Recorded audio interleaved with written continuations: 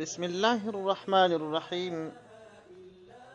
محترم او معزز ورونو، د الله جل جلاله د سپېڅلو نومانو په سلسله کې د الله جل جلاله یو سپېڅلی نوم البارئ جل جلاله دی. البارئ جل جلاله دا په قرآن عظیم الشان کې دوه ځایه ذکر شوی دی. یو ځای کې الله جل شانه فرمایي توبو الی بارئکم، تاسې توبه وباسئ. فتوبو الی بارئکم د سورة بقره 450 نمبر آیت. تاسې خپل رب باری رب ته، هغه رب ته چې یو نوم یې باری دی، باری جل جلاله دی، هغه رب ته توبه وباسئ. او بل ځای کې د سورة حشر 24 نمبر آیت دی. جل جلاله فرمای هو الله الخالق البارئ المصور له الاسماء الحسنى. الله جل جلاله هغه ذات دی چې خالق ذات دی، بارئ ذات دی. بارئ دا په معنا د خالق دی.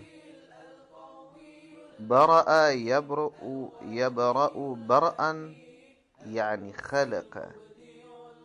الله باری دی یعنی خالق دی. البته باری دا په څو شیانو باندې مختص دی.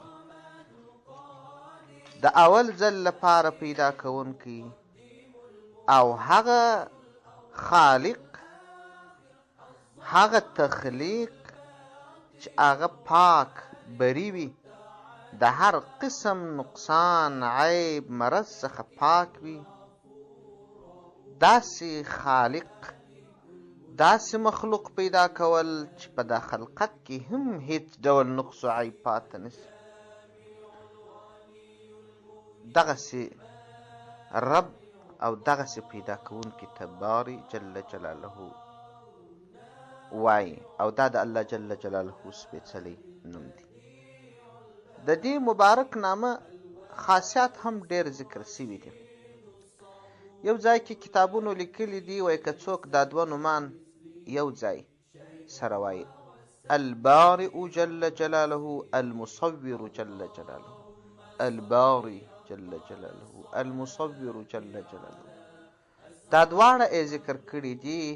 وایي که یوه ښځه بې اولاده یي، اولاد یې نه کېږي، روژه ونیسي، د روژه مات په وخت کې دغه نومونه 21 ځلې ووایي، الله جل جلاله به اولاد ورکړي. او په عام ډول باندې که څوک البارئ جل جلاله وایي، الله جل جلاله به د داسې شیانو مالک جوړ کړي.